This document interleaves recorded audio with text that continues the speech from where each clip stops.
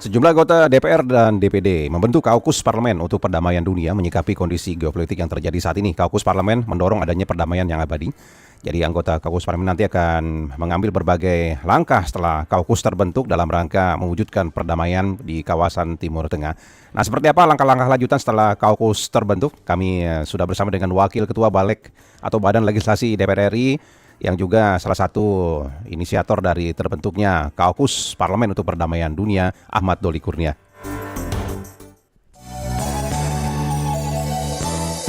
Wawancara Pro 3. Pak Doli, selamat pagi. Selamat pagi. Pagi, Pak Doli. Kalau dari pendapat para pendengar ataupun masyarakat yang kita tampung, semuanya mendukung dibentuknya Kaukus seperti ini. Tapi langkah-langkah lanjutan apa yang kemudian sudah dipersiapkan untuk mewujudkan target dari Kaukus Perdamaian Parlemen ini, Pak Doli? Ya, pertama terima kasih ya apabila memang ini mendapatkan dukungan dari masyarakat kita. Karena memang ini kan adalah bagian dari kami menunaikan tanggung jawab kami dalam konstitusi kan. Ya. Karena dalam konstitusi kita itu terutama di pembukaan kan mengatakan bahwa kita ini adalah negara yang mengatakan penjajahan harus dihapuskan di dunia ini. Kemudian kita adalah bagian dari masyarakat dunia yang ikut menjaga ketertiban dunia ya berdasarkan perdamaian abadi, kemerdekaan dan keadilan sosial. Nah, jadi sebetulnya kita tidak mau melihat dunia ini tidak tertib, tidak damai gitu. Nah, makanya kita mendorong pemerintah kita harus lebih tegas, lebih aktif untuk mengambil sikap mengakhiri perang dan kemudian menciptakan perdamaian itu secara abadi. Nah, langkah-langkah yang akan kami lakukan adalah ya kemarin kan kami memang baru beberapa orang ya. Ya. Jadi kita membuat grup itu ada sekitar 35 orang. Nah, kemudian dalam minggu ini kita berupaya untuk meminta dukungan tambahan dari teman-teman yang lain. Jadi kita sekarang sedang mengedarkan tanda tangan ya, memberikan dukungan. Nah, kemudian rencananya minggu depan kami akan laporkan ini secara resmi kepada pimpinan lembaga kami. Jadi kepada pimpinan DPR, pimpinan DPD RI, terus kemudian ke pimpinan MPR. Agar ide ini, gagasan ini disampaikan dan kita berharap ini menjadi gerakan institusional resmi dari parlemen gitu. Nah, kemudian berikutnya kita rencana memang mau roadshow ya ke kedutaan besar yang terkait. Misalnya kita mau datang ke menemui dubes Amerika, dubes Iran, kemudian dubes di negara-negara di Teluk ya, yang sekarang ini, kemudian beberapa negara yang mungkin kita nggak penting, misalnya kan negara di Eropa itu seperti Spanyol, Italia, Prancis itu kan menolak ya. NATO sebagian besar kan menolak ajakannya Trump gitu. Artinya kan mereka mengambil posisi bahwa tidak mau perang gitu. Nah, itu saya kira mungkin juga Rusia yang memang sejak awal kan, jadi ini perang ini sebetulnya kan sudah terjadi 4 tahun yang lalu. Ya, sejak Rusia versus Ukraina gitu. Jadi ini nggak bicara tentang soal beberapa negara, pokoknya siapa saja negara yang kita anggap memulai perang dan segala macam itu tidak boleh kita biarkan, kira-kira gitu. Nah, itu langkah-langkahnya. Nah, mungkin setelah itu kita ketemu tokoh-tokoh ya. Kita tahu misalnya Ibu Megawati juga beberapa kali mengambil inisiatif kan berkomunikasi dengan pemerintah Iran, mengirim surat belasungkawa dan seterusnya gitu. Kemudian Pak SBY juga kita tahu bahwa beliau yang pertama kali memulai adanya UNIFIL yang pasukan kita di Lebanon itu, yang kemarin prajurit kita 3 gugur itu. Nah, Pak Jokowi yang juga selama kemarin pemerintahannya juga banyak sekali aktif di dunia internasional mengecam perang, genocide Israel dan seterusnya, Pak JK gitu. Nah, itulah mungkin langkah-langkah yang agenda-agenda kerja yang mungkin bisa kita lakukan beberapa waktu ke depan. Intinya adalah bahwa kita ingin mengajak, ini menjadi bagian juga kampanye Indonesia kepada masyarakat seluruh Indonesia dan masyarakat dunia. Mungkin juga satu waktu kita komunikasi dengan parlemen-parlemen negara-negara yang lain untuk membangun Kaukus yang sama. Kira-kira gitu.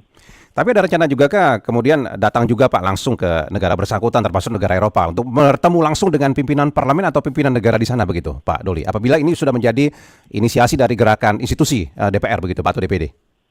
Ya kalau memang ini gerakannya sudah dukungnya semakin meluas ya mungkin saja ya. Ya, Ada ya makanya itu kenapa kita mendorong supaya ini juga menjadi gerakan institusi resmi ya.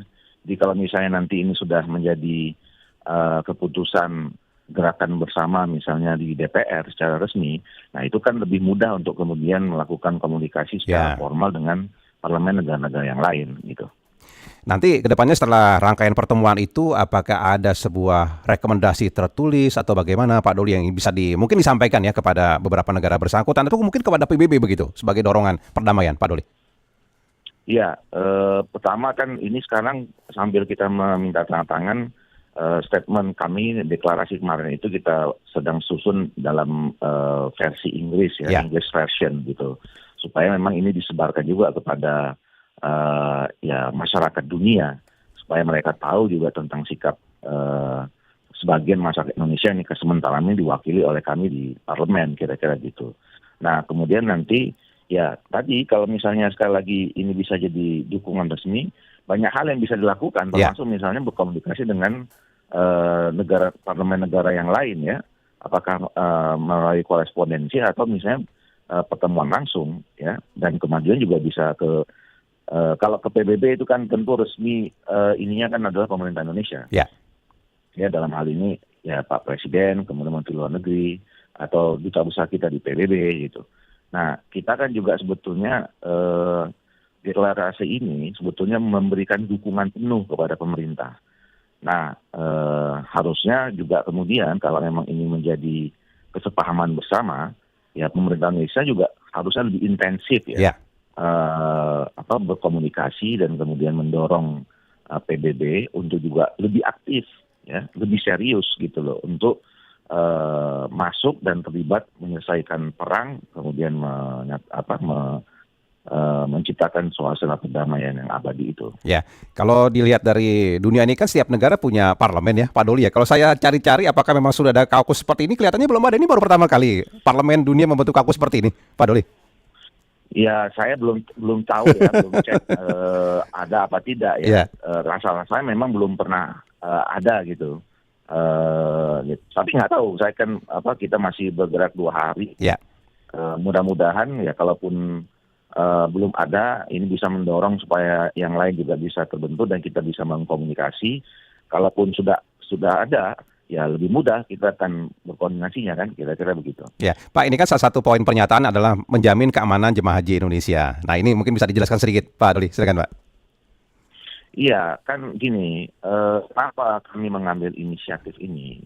Karena perang ini kan bukan kita mau gagah-gagahan atau mau sok-sokan gitu ya, ikut terlibat menyelesaikan konflik gitu loh.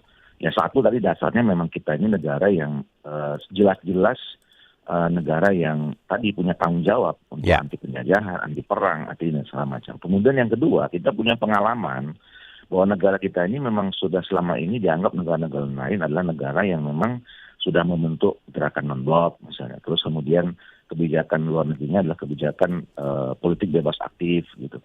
Dan selalu selama ini terlibat di dalam penyelesaian konflik. Nah yang ketiga adalah bahwa kita ini sudah merasakan langsung dampak dari perang itu gitu ya. Jadi kita sudah merasakan persis bahwa kalau ada perang itu nyusahin kita. Nyusahin masyarakat dunia, nyusahin bangsa kita, menyusahkan masyarakat Indonesia. Misalnya sekarang sudah terancam krisis energi ya. Nah kalau krisis energi ya kan kita nih rame-rame nih sekarang khawatir misalnya nanti BBM kita langka, BBM kita mahal, kemudian LPG kita juga langka, LPG kita mahal, kita kan was-was. Nah kemudian kalau itu terjadi, itu akan menjadi krisis ekonomi. Itu lebih terasa lagi buat kita gitu. Nah tapi secara langsung, secara fisik, kita juga sudah menerima langsung konsekuensinya apa?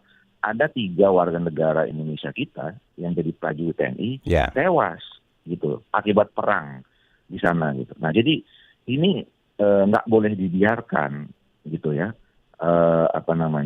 Kenapa kita harus akhirnya mengambil langkah ini. Nah oleh karena itu menurut saya termasuk kita khawatir nanti ini kan ntar lagi pelaksana haji sudah April ini ya Pak Doli ya. Ya kan. Nah kita sama-sama tahu jumlah jamaah haji terbesar di dunia itu adalah Indonesia. Ya.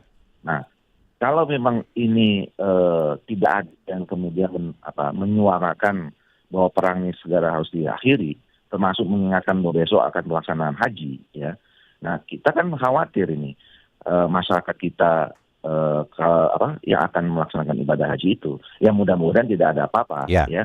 Kita berharap semua pelaksanaan hajinya lancar-lancar saja gitu ya. Apalagi kalau ini urusannya sama Allah gitu, Ya.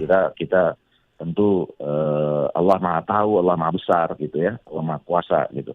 Tapi kan sebagai manusia kita harus Ada ikhtiar begitu ya, memikirkan Pak Doli ya. Ya. harus memikirkan itu bahwa jangan terganggu nanti pelaksanaan haji itu, karena kan itu berada di kawasan yang sekarang sedang terjadi Ya. perang kan, gitu loh. Baik, kalau gitu Pak Doli, kami nantikan perkembangan dari Kaukus Parlemen untuk perdamaian. Terima kasih banyak untuk waktunya pagi ini Pak Doli. Terima kasih, sama-sama. Ya, selamat pagi Pak Doli. Pagi.